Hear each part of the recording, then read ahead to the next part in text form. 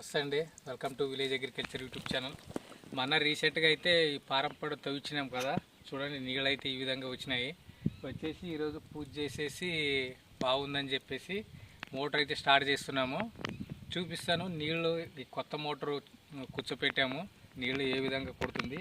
దాదాపు ఇప్పుడు ఈ నీళ్ళు అయితే 16 అడుగులు అయితే ఉన్నాయి. మొత్తం టోటల్ అయితే ఇది 20 అడుగులు. ఇది ఒక నీళ్ళు ఇప్పుడు 16 అడుగులు అయితే ఉంది.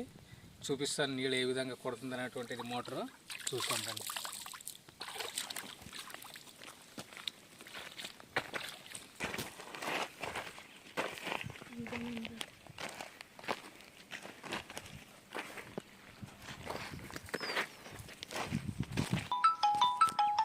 ఈ మోటార్ వచ్చేసి ఇప్పుడు ఇది షాప్ మోటార్ అనమాట, లోపలే ఉంటుంది, పై మోటార్ కాదు ఇది.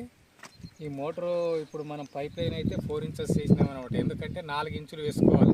4 ఇంచులు వేసుకోవడం వల్ల ఏమవుతుందంటే మోటారు లూజ్గా అనేది పడుతుంది అనమాట. నీళ్ళు ప్రెషర్ ఉండదు, మోటార్కి అయితే ఎక్కువ ప్రెషర్ ఉండదు అనమాట.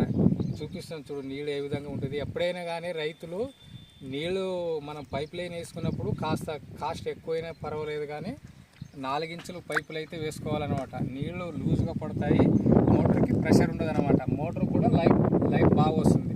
చూడండి నీళ్ళు అయితే ఈ విధంగా పడతాయి.